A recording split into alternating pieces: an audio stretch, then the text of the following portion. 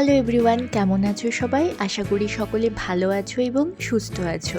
আর আমরাও তোমাদের ভালোবাসা এবং আশীর্বাদে ভালো আছি। লাস্ট উইকেন্ড আমরা চলে গেছিলাম কাতারা কালচারাল ভিলেজ, কারণ সেখানে হচ্ছিল international horse festival and international agricultural exhibition. Actually যেদিন আমরা গিয়েছিলাম সেই দিন ছিল এই প্রোগ্রামের লাস্ট ডে, অ্যান্ড যখন আমরা পৌঁছই তখন প্রোগ্রাম প্রায় শেষের দিকে। তাই আমরা লাস্টের ফায়ারওয়ার্কস অ্যান্ড ড্রোন শোটা দেখতে পেয়েছিলাম, যেটা ছিল মারাত্মক সুন্দর। আসলে কি বলতো, যখনই আমরা ভাবি যে এই জায়গাটা আমাদের একটু তাড়াতাড়ি পৌঁছতে হবে বা প্ল্যান করি একটু তাড়াতাড়ি বেরোবো, তখনই কোনো না কোনো কারণে ঠিক একটু লেট হয়েই যায়। তবে তোমরা এটা বলো না যে মেয়েরা রেডি হতে তো একটু বেশিই টাইম নেয়, তাই লেট তো হবেই। কারণ আমি কিন্তু মোটেও মেকআপ পারসন না, কারণ অ্যাকচুয়ালি আমার মেকআপ করতে ভীষণই ল্যাথ লাগে। তাই হুটহাট বেরোতে গেলে জাস্ট ওই কাজল আর লিপস্টিকটা আমার জন্য মাস্ট। এই দেখো, তোমাদের সাথে গল্প করতে করতে ভুলেই গেছি, এটা ছিল কাতার্স ইন্টারন্যাশনাল হর্স ফেস্টিভ্যাল 2025-এর ড্রোন শো অ্যান্ড ফায়ারওয়ার্কস। তোমাদের সাথে তারই কিছু স্মল ক্লিপস আমি শেয়ার করেছি, আশা করি তোমাদেরও খুব ভালো লাগবে। এর মাঝে বলে রাখি, যাদের আমার ভিডিওস ভালো লাগে এবং যারা যারা আমার ভিডিওস রোজ ফলো করো, তারা যদি এখনও এই চ্যানেলটি সাবস্ক্রাইব করে না থাকো, তাহলে বলবো প্লিজ চ্যানেলটি সাবস্ক্রাইব করে পাশে থেকো। আর কমেন্টসে অবশ্যই জানিও এই ভিডিওটি তোমাদের সকলের কেমন লাগলো। চলো আর বেশি বকবক করছি না, এবার আমাদের মতো তোমরাও এই সুন্দর ফায়ারওয়ার্কস অ্যান্ড ড্রোন শোটা এনজয় করো।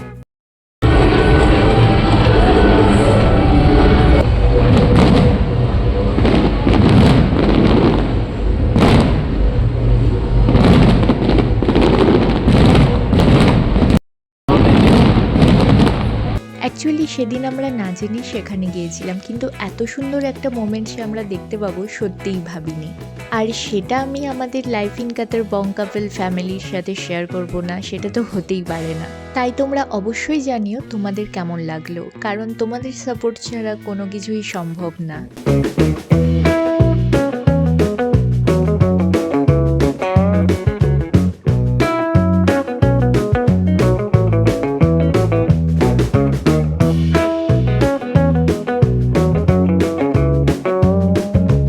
এখানে এই ড্রোন শো দেখার পর আমরা চলে গেছিলাম ইন্টারন্যাশনাল এগ্রিকালচারাল এক্সিবিশন দেখার জন্য। আর এখানে বাইরে এতটাই ঠান্ডা হাওয়া যে কি বলবো। আর তোমরা যারা আগে আমার চ্যানেলে কাতারার ভিডিওস দেখেছো, তারা সকলেই জানো যে এর ঠিক পাশেই হলো সমুদ্র, তাই সমুদ্রের ঠান্ডা হাওয়াটা আরও বেশি করে ফিল হচ্ছিল। যদিও এখানে এখন টেম্পারেচার ইভিনিংয়ের দিকে প্রায় 12 to 14 ডিগ্রির মধ্যেই থাকে, বাট এই হাওয়াটার জন্য কখনো কখনো খুব বাজে লাগে।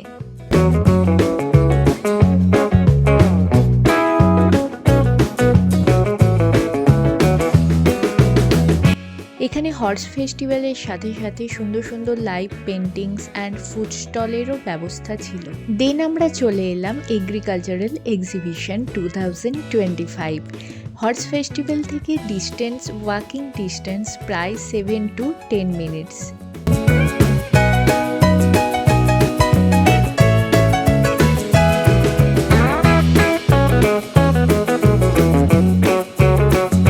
যেহেতু আমাদের পৌঁছতে লেট হয়ে গেছিল অ্যান্ড এটাই ছিল লাস্ট ডে, তাই অর্ধেক প্রায় বন্ধ হয়ে গেছিল।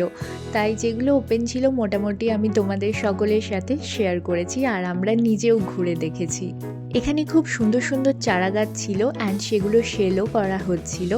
ফ্লাওয়ার্স মার্কেটের সাথে সাথে এখানে ছিল dates market, honey market, kids workshop and live কুকিংয়েরও ব্যবস্থা ছিল।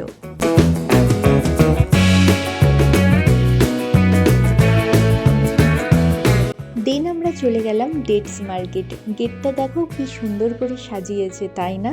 আর তোমরা তো সকলেই জানো যে আরবিক ডেটস কতটা ফেমাস, আর আমাদের দুজনের তো ভীষণই প্রিয়। তোমরা কারা কারা ট্রাই করেছো অবশ্যই কিন্তু জানিও। দেন এই ঠান্ডায় আমরা ট্রাই করেছিলাম আরবিক টি। আমাদের টিয়ের মতো তো অবভিয়াসলি না, আর টেস্ট ওয়াইজ বললে বলবো মোটামুটি। তবে হ্যাঁ, হেলথের জন্য যতটুকু শুনলাম খুবই ভালো। আর যেহেতু আমাদের হাতে টাইম খুব কমই ছিল, কারণ প্রায় সমস্ত বন্ধ হয়ে যাচ্ছিল, তাই সেই কম টাইমের মধ্যেই আমরা চেষ্টা করেছি সবটা ঘুরে দেখে নেওয়ার। তো নেক্সট আমরা চলে এসেছিলাম এখানে এসে দেখলাম বিভিন্ন রকমের মাছ, আর সাথে রয়েছে নানা রকমের শাকসবজি, যেগুলো আমাদের সকলেরই খুবই পরিচিত, তবুও আমি তোমাদের সকলের সাথে শেয়ার করলাম। এখানে বাঁধাকপি, ফুলকপি, টমেটো, বেগুন, ক্যাপসিকাম থেকে শুরু করে সমস্ত রকম শাকসবজি দেখতে পেয়েছিলাম।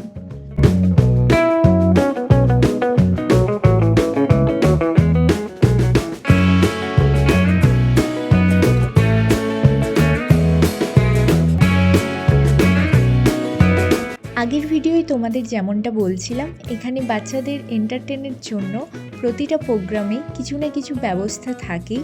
এই দেখো কি কিউট, তাই না? সো ভিডিওটি আমি এখানেই শেষ করছি। ভিডিওটি ভালো লেগে থাকলে অবশ্যই লাইক, কমেন্ট, শেয়ার অ্যান্ড চ্যানেলটি সাবস্ক্রাইব করে দিও। দেখা হচ্ছে নেক্সট ভিডিওয় খুব তাড়াতাড়ি। ভালো থেকো, সুস্থ থেকো, টাটা।